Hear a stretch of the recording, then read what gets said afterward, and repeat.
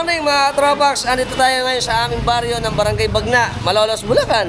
Ngayon po ay isang mahalagang araw kasi andito ngayon ang replika ng Senyor Jesus Nazareno dito sa atin sa barangay ng Bagna sa bayan ng Malolos. At ito po ay tangi kasi bihira lang na pupuntahan ng ating Nazareno at pupuntahan natin, tingnan natin ngayon. Ngayon po ay October 11, kahapon po dumating ang mahal na senyor. Tapos ito po ay isang araw lang, mamaya ng hapon mimisahan at bababa na ulit para bumalik sa Quiapo.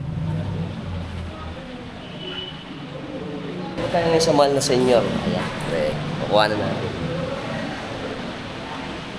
Isa po ang Nazareno sa napaka mapaghimala na santo dito sa atin sa Pilipinas. At napalad po ang barangay namin kasi andito siya ngayon para dalawin ang ating baryo. At syempre sana tayo ay protektahan sa pang-araw-araw natin dito sa atin sa Malolos, syempre sa buong Bulacan at sa buong Pilipinas. Lalo ngayon maraming mga aberya sa atin, kaya kailangan natin ang patnubay ng ating mahal na patron ng Jesus Nazareno. Welcome sa aking mga kabaryo, ang ating masisipag ng mga SPPC. Morning! Shoutout muna sa mga tropax natin ng ihos ng ating mahal na Senyor Nazareno. Okay kami. Alam mo, lagi sa inyo video natin, share nyo na rin.